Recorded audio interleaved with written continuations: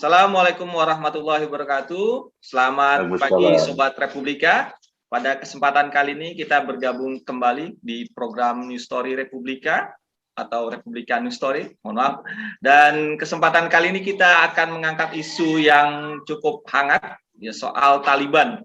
Bagaimana Taliban mampu membangun pemerintahan Afghanistan di masa depan.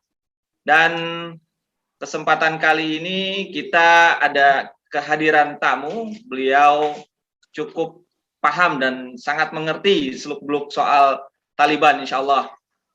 Beliau adalah Kiai Asad Syahid Ali, mantan wakil ketua BIN ya Pak. Iya, kepala. Selama 9 tahun pada era Abdurrahman Wahid hingga Pak SBY.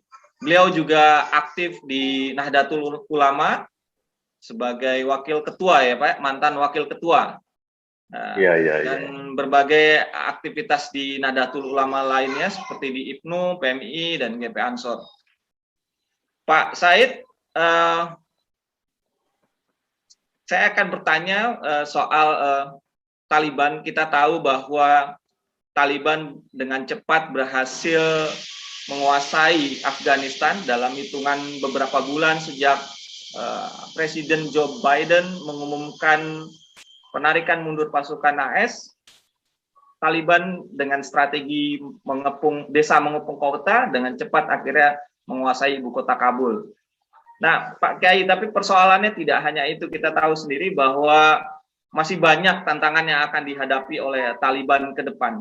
Nah, menurut Pak Kiai sendiri yang pernah bernegosiasi atau bertemu dengan Taliban, menurut Pak Kiai sendiri apa tantangan besar yang sedang dihadapi oleh Taliban saat ini, Pak, dalam hal pembentukan pemerintahan dan membangun Afghanistan ke depan, Pak Kiai? Ya, Assalamualaikum warahmatullahi wabarakatuh. Bismillahirrahmanirrahim. Waalaikumsalam. Saya langsung jawab itu ya. Yang pertama tadi mengenai cepat bisa menguasai Taliban Afghanistan. Ini kan sudah ada kontak dengan Amerika mulai 2018. Ya. Diakhiri dengan kesepakatan. Ya. Dan kesepakatan itu antara Amerika Serikat, khususnya intelijen, dengan Taliban, tidak dengan Mujahid, tidak dengan pemerintah. Artinya pemerintah ditinggal oleh Amerika. Nah, ya, karena ditinggal kan mau apa aja, tidak bisa apa, melawan pun enggak kan. Tidak melawan, hanya itu. Karena kira-kira gini, Amerika juga kesel ya. Pemerintahan itu korup lah. Jadi bukan korup biasa, tapi korup karena besar. Saking besarnya, sama dengan kasus di Vietnam Selatan dulu. Odin juga korup. Tapi karena waktu itu melawan Uni Soviet ya, dipertahankan, tapi sekarang ini ditinggal itu aja oleh Amerika. Makanya sampai detik terakhir pasukan 5.000 pasukan Amerika Serikat yang di Baghdad sekitar itu nggak diapa-apain oleh Taliban, nggak diserang karena memang itu udah kesepakatan. Kemudian ya itu ya cepat ini memang bukan karena perang sesungguhnya, memang udah perang yang sebenarnya direstui oleh Amerika Serikat. Tapi itu kalau tentaranya kenapa banyak yang kabur ya Pak Kiai ya? Yang pertama kan korupsi kan, korupsi pimpinannya. Yang kedua gini, sebelum menyerang tiap provinsi, itu Taliban menghubungi gubernur atau masyarakat, udahlah Anda menyerah saja, situasi sudah berbalik, gitulah. Akhirnya menyerah, tidak ada satu pun tidak yang melawan kan, gitu kan? Itu. Dan memang ya yang bergabung Taliban lebih pinter-pinter karena yang bergabung pemerintah prajuritnya itu bagus sana berkali-kali mengeluh kita huruf banyak gitu. Itu tantangan sekarang ya. Iya, tantangannya Pak. Tantangan. Saya ingin jelaskan dulu. Taliban itu kan ada faksi radikalnya, faksi Haqqani ya, Pak Haqqani. Dan Haqqani pun juga ada dengan melunak karena Anis Haqqani, anaknya Jaludin Haqqani itu, adiknya Jaludin Haqqani itu seperti apa namanya Abdul Ghani Baradar itu kan pernah juga ditahan oleh CIA dan ISIS, Presiden Pakistan. Nah, dilepas itu juga udah mulai melunak, tapi jaringan Haqqani selaku keseluruhan kan kuat sekali, itu masih ada yang keras. Jadi itu tantangan tersendiri. Sekarang udah diakomodir di pemerintahan. Dan teorinya kan kalau perunakan sikap, perubahan sikap itu kan level atas cepat berubah, level menengah perlu waktu, level bawah level bawah itu ya susah diatur kan, makanya kan ada pergerakan macam-macam memang belum nyampe gitu, ada prosesnya proses yang secara teoritis proses yang tidak sebentar, gitu. Kira-kira gitulah. Ya, kalau dari sisi ideologi, apakah memang ada perbedaan antara di dalam internal Taliban sendiri, Pak, dari pemahaman keagamaan, Pak? Kalau Taliban kan sama ya, semua Taliban kan Sunni Deobandi, artinya Asy'ariyah Maturidiyah akidahnya, Hanafiyah mazhab fikihnya, dan tasawuf sama NU, makanya jadi pemimpin pasukan Taliban yang pertama, saya nggak mau dikasih namanya, itu sudah 3 tahun lalu menjadi anggota Nahdlatul Ulama Afghanistan. Bergabung, karena memang tidak ada bedanya gitu. Ya, persoalannya kan begini ya. Kita kan selalu melihat bahwa ada sedikit memang yang Haqqani itu kebanyakan anggotanya kan dulu anak-anak muda yang ketika perang melawan Uni Soviet itu mereka tinggalnya di perbatasan Pakistan Afghanistan, di wilayah Pakistan. Nah, mereka itu belajar di madrasah, sekolah-sekolah yang waktu itu dibiayai oleh Arab Saudi. Jadi dia tetap sebagai Sunni Deobandi, tetapi pemahaman fikihnya pakai perang. Pakai perang artinya kan boleh membolehkan orang membunuh, kira-kira lah. Jadi karena situasi lah mereka menjadi seperti itu, bukan karena akidah. Kemarin kalau tidak salah ada perdebatan soal pembentukan konstitusi terkait dengan mazhab yang disorongkan ya, terkait mazhab Hanafi ya, kalau tidak salah. Apakah ini menjadi persoalan juga nanti ke depan, karena kita tahu sendiri kan kita ingin membentuk pemerintahan yang inklusif dan terbuka. Itu yang didorong negara-negara luar, PBB, kemudian Indonesia termasuk mendorong agar pemerintahan Taliban membentuk pemerintahan yang inklusif dan terbuka. Ini bagaimana ini Pak Kiai soal ini? Ya, kalau mazhabnya Hanafi ya, semua Hanafi, Taliban itu Hanafi semua. Kalau yang Syiah baru lain, Syiah kan enggak kecil sekali ya. Ya itu yang saya katakan tadi itu karena situasi aja orang menjadi berpikir radikal, tapi itu sifatnya sementara. Contohnya kita. Ketika tahun 45, apa kita nggak radikal? Belanda kan mengatakan ekstremis. Ya kan kita menyerang kolonial itu kan oleh Kiai Hasyim Asy'ari hukumnya wajib. Satu ain, kekerasan. Itulah Taliban juga gitu kan, ketika menghadapi Amerika penjajah, ya faktanya tanpa jihad perang seperti itu. Nah, nanti ini sudah ada. Nah, ini yang punya faktor penting. Taliban yang sekarang adalah Taliban yang temannya Amerika. Ada kesepakatan seperti itu. Perang pun diizinkan, gitulah. Jadi diam-diam ada kesepakatan yang kita nggak harus seperti apa. Ini faktor kenapa Taliban suatu saat akan melunak. Nah, sekarang belum ya, karena itu tadi perubahan dimulai dari atasan, paling atas, menengah bawah, dan itu kan perlu waktu ya.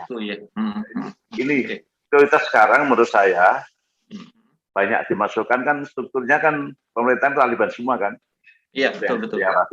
Artinya apa? Dia ingin mengukuhkan kekompakan dulu, yang lainnya akan menyusul ke depan. Kira-kira gitu. Jadi menurut Pak Kiai optimis bahwa akan terbentuk pemerintahan yang inklusif, Pak Kiai? Optimis, karena saya kenal mereka banyak ya. Gitu. Ada masalah tidak mungkin berubah total. Dan sekarang itu diketahui, rakyat Taliban itu merasa aman. Rakyat Afghanistan merasa aman. dulu tidak aman, ada Taliban yang nyerang, sekarang masa aman dia tentang Taliban, seperti itulah. Jadi ini satu dan memang perlu apa namanya upaya moderasi dari kalangan ulama terutama. Ya. Ada yang sering menjadi apa namanya pergunjingan atau perbincangan di kalangan internasional khususnya media barat terkait dengan isu gender, isu perempuan.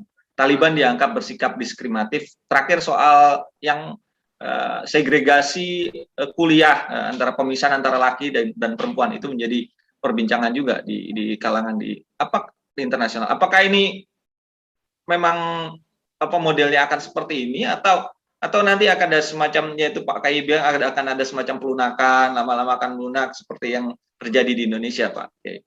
Ya, jadi kan gini ya, perspektif keadilan, perspektif gender itu kan dilihat dari budaya masing-masing. Yeah. Saudi sampai sekarang kan laki perempuan dipisahkan. Iya kan, jadi kebebasannya konteksnya tapi dengan masalah hukum Islam gitu kan dan budaya. Karena orang Badui dari dulu ya laki perempuan dipisah, orang Afgan juga laki perempuan dipisah gitu. Tapi dalam bidang yang lain, belajar, tenaga kesehatan, pekerjaan juga akan berubah. Kira-kira gini lah, yang ditiru Taliban itu kira-kira menyontoh Saudi sekarang. Arab Saudi ya. Jadi tidak ada dari sisi gender tidak ada persoalan di tubuh. Tidak ada persoalan, perlu waktu aja melakukan saja ya. Nah, karena kan ya gimana?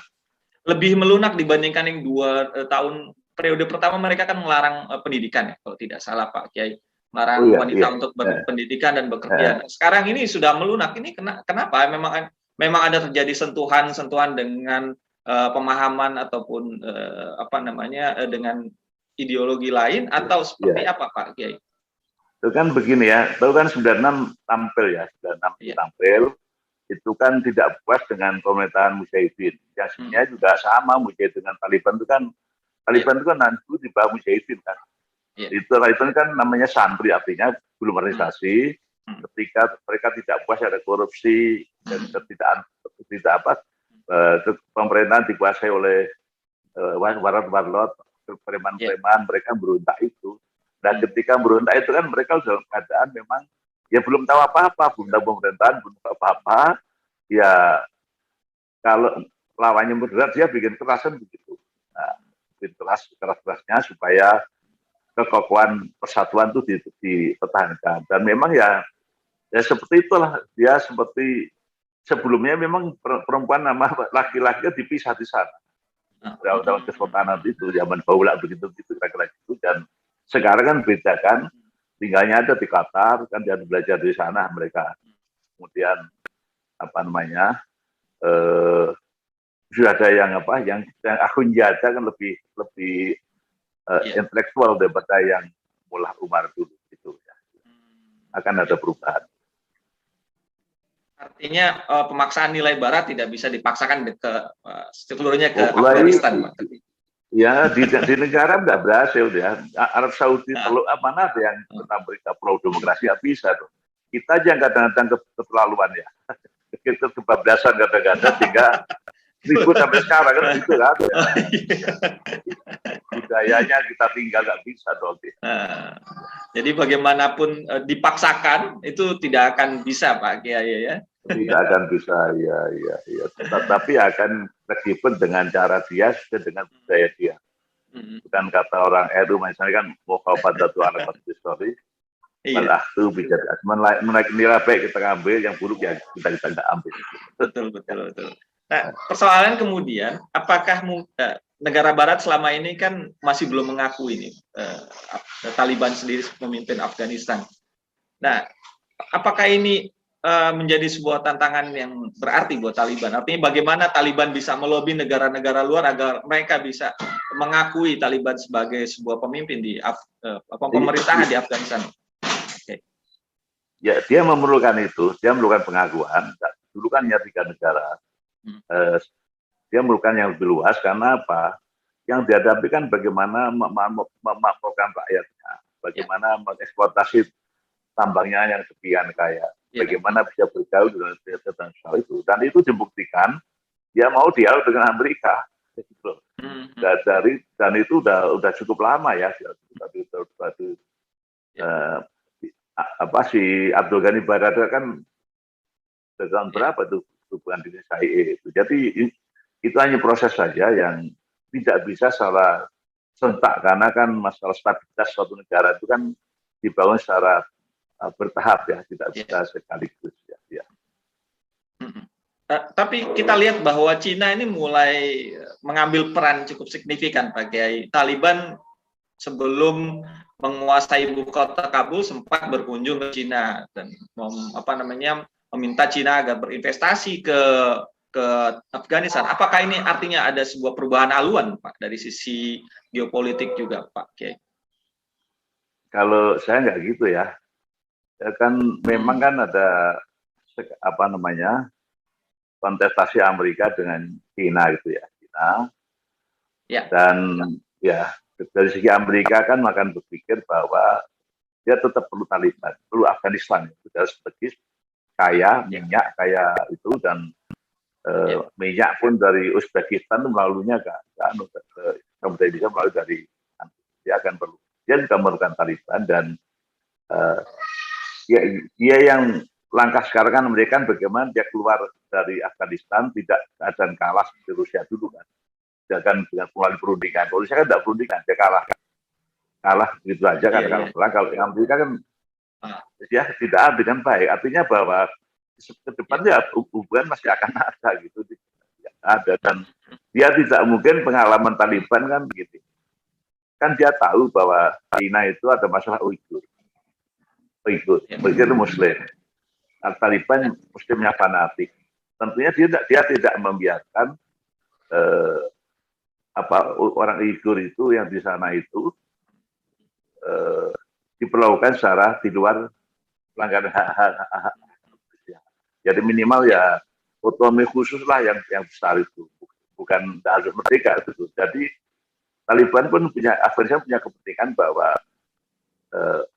masyarakat Muslim yang di Uighur provinsi itu mendapat perhatian perlakuan yang lebih dari China. Jadi saya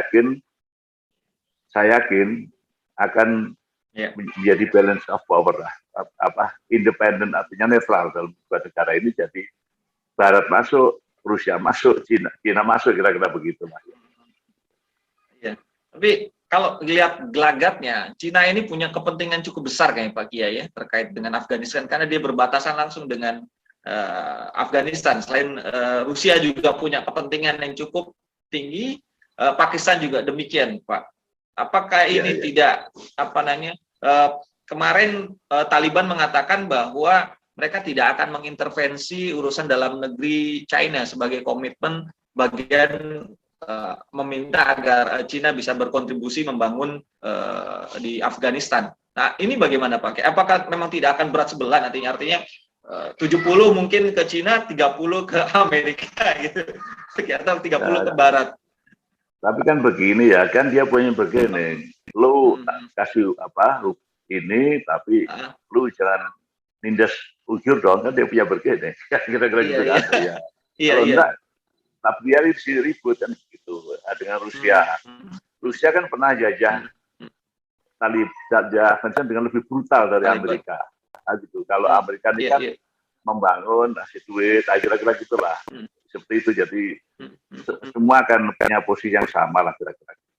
Mungkin karena jadi contohnya demikian ya. Itu kan Cina udah bikin jalan kereta api yang melampaui dari Cina ke Pakistan kan lewat Afghanistan juga, itu sedikit ya. Pada sisi lain India India itu juga bikin ada jalan yang dari Afghanistan ke yang nanti dari Asia Tengah, Afghanistan melalui India melalui Iran yang bagus ya. Nah, perbatasan juga. Jadi artinya kan India yang karena dia berbatasan dengan itu, akhirnya dia punya kontrak pelabuhan yang Chabahar yang punya Iran itu. Dan yang biayai ini India itu bukan punya Amerika. Artinya Amerika punya kepentingan dengan Afghanistan melalui seperti itulah. Karena kan ekspor impor kan lebih bagus dari laut. Nah kalau Cina membangun kereta api itu kan dari itu Cina, Afghanistan, Pakistan, namanya pelabuhan Gwadar ya Gwadar. Jadi semua superpower udah siap-siap untuk mengeksploitasi Afghanistan ya. Ya ada. Dan kalau iya kan benar gitu lah. Kita kan Amerika ada, Cina ada, Rusia ada gitu kan. Nah, itu sama. Gitu. Jadi dia memainkan lah gitu. Artinya Amerika tidak akan meninggalkan secara keseluruhan, tetap memainkan peran politik di Afghanistan, dan Cina juga tetap punya kepentingan juga di Afghanistan pakai ya. Ya. Kalau Amerika lebih nanti kira-kira di ekonomi. Rusia juga ekonomi, Cina di ekonomi. Nggak ngotot lah. Ini jadi maaf ya. Ini bangsa yang hebat. Afghanistan bisa mengalahkan Rusia, bisa mengalahkan Amerika. Ya kan bisa ngalahkan Cina juga, kira-kira gitulah. Nah, ya. Kita nggak ada bahasa lain begitu itu, nggak ada kan. Kita pernah ngalahin superpower dulu, siapa itu? Genghis Khan, Mongol gitu kan. Ya. Tapi kalau Afgan dua superpower dikalahin. Jadi punya karakter, orang Afghanistan punya karakter. Salah satu tantangan juga nih Pak, soal membangun persatuan di Afghanistan sendiri. Kemarin ada satu gerakan di Panjshir Pak ya, yang dipimpin oleh Ahmad Masud. Menurut Bapak ini menjadi sebuah ancaman bagi pemerintahan Taliban atau tidak Pak? Ya gangguan aja bukan ancaman ya. Karena dia kan ini kan dia orang Tajik ya. Orang Tajik ya, bukan orang Pashtun, orang Tajik. Tajik memang daerahnya susah ditaklukkan, jadi ya mau tak mau Taliban juga harus bikin kesepakatan dengan mereka. Sementara kan mereka bergendengan dari Panjshirnya itu bahwa kami tidak mau menyerah, tetapi kan seberapa kuat lama itu kan solusinya tetap akan tangga damai. Makanya itu yang perlu dilakukan adalah moderasi. Bagaimana Taliban cepat menjadi moderat sehingga dia bisa cepat membangun persatuan dan kemudian baru bisa memikirkan politik luar negeri yang lebih lunak. Kira-kira gitu. Ya. Kalau ISIS itu jadi ancaman juga nggak Pak? Kemarin kan ada ISIS-K itu katanya. Apakah itu sebuah gerakan yang mengancam atau memang hanya gerakan yang mengada-ngada, Pak? Bukan, itu kan begini ya, sebelum al-Baghdadi jatuh itu, dia udah ngerti kan jatuh, maka dia bikin gerakan ISIS nanti berpusat dari Afghanistan. Jadi kalau bahasa agama itu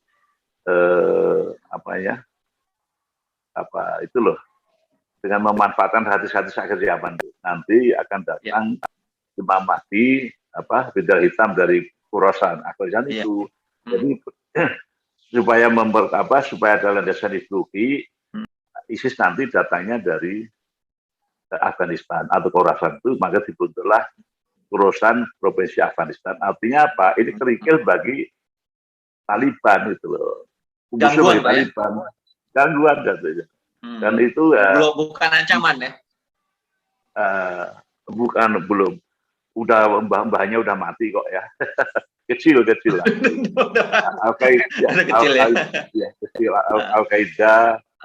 Al-Qaeda, ISIS itu ya gangguan lah. Ada gangguan. Belum sampai ancaman. Sama dengan yang warlord lain ya Pak ya? Ya, warlord memang ya, asal dia akan dulu ya Taliban 5 tahun tidak ada warlord, karena punya tegas. Kenapa mereka pakai hukum Islam itu menghilangkannya seperti itu. Karena itu kan hukumnya kan pancung ya.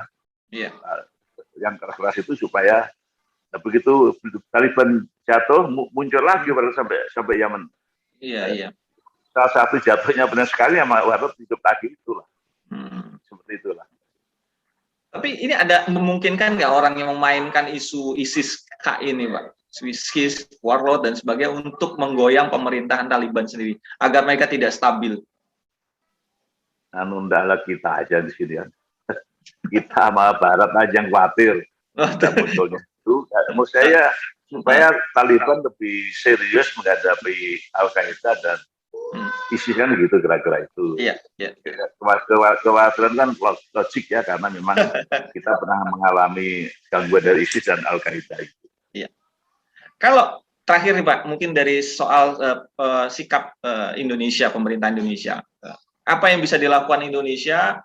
Apakah perlu menjalin hubungan dengan Taliban, hubungan secara resmi, atau tetap pembangunan hubungan informal dengan Taliban, Pak Kiai? Ya kalau saya yang penting pendekatan dulu ya, pendekatan dulu. Toh misalnya kita mau ngirim kedutaannya kan, pasti situasi gini, masih buka kita kan, dan kita kan memang udah punya hubungan diplomatik. Kita tinggal memperbarui aja gitu. Kita kan tidak pernah memutuskan kan, artinya kita tidak perlu mengatakan putus hubungan, tidak perlu melakukan hubungan, dan kita masih punya perbaikan diplomatik di sana gitu. Tinggal diisi kapan. Dan sekarang masih lokal staffnya masih ada, tidak salah. Jadi apa namanya, pengakuan kembali tidak perlu ada, kan udah lanjut mengakui kok. Kan yang kita yang berdaulat. Kalau dia temannya Amerika, kenapa kita teman yang teman walaupun tidak eksklusif, tapi kan inklusifnya seperti itu. Ya. Jadi, yang penting bagaimana membantu menggerakkan Taliban menjadi moderat. Itu kalau saya kan NU udah punya aturan di sana dan komunikasi dengan tokoh-tokoh Taliban udah erat, jadi tinggal memaikan second track diplomasi aja, diam-diam aja bisa. Itu cepat kok itu ya. Seperti ya kira-kira itu. Artinya hubungan di luar dari hubungan pemerintahan juga harus ada hubungan jalinan yang dimainkan oleh NU sendiri, Pak ya. NU MUI juga sepertinya juga membangun komunikasi itu, Pak ya. Saya tidak tahu ya punya kontak enggak kalau MUI ya. Tapi NU punya. Kalau NU sudah jelas kita udah tahun 2007 udah ada kan mulai umat punya bukaan. Jadi ya benar gitu loh ya. Jadi ya sekarang ya yang pimpin Afghanistan itu ada yang jadi anggota NU ya. Oh iya. Taliban itu bukan ormas tuh, dia itu gerakan politik. Jadi ormas di sana nggak ada kayak Muhammadiyah, NU ada. Yang pertama NU Afghanistan itu orang-orang Afghanistan yang termasuk Menteri Agama Yaman Taliban, Maulana Kalamuddin ya ada atau kayak NU di sana gitu loh. Jadi kita gampang sekali gitu. Jadi memang kita bangun dari sana itu kebetulan aja ya. Kenapa kok jadi begitu? Ya kan yang ke sana yaitu dan madhabnya sama.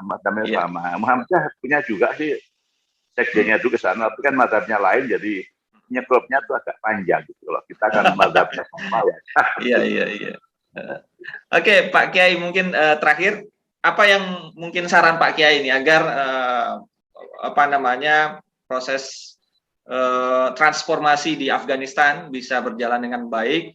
Kemudian buat pemerintah Indonesia juga apa yang bisa dilakukan pemerintah Indonesia agar mendorong proses transformasi itu, Pak Kiai. Ya kalau saya tadi bahwa pemerintah Afghanistan, Indonesia karena kita punya hubungan bisa mendorong itu moderasi sikap itu dengan cara melalui berbagai macam cara, bantuan kemanusiaan bisa mendorong itu tadi MUI atau NU atau sana kan nggak ada itu aja. Itu nanti kan ya telepon-teleponan antara kan boleh kan itu antara Deplu dengan sana. Jadi serentak dilakukan. Kalau dengan hubungan formal juga ada keterbatasan kan. Tapi kalau hubungan pemerintah mendorong hubungan informal itu kan lebih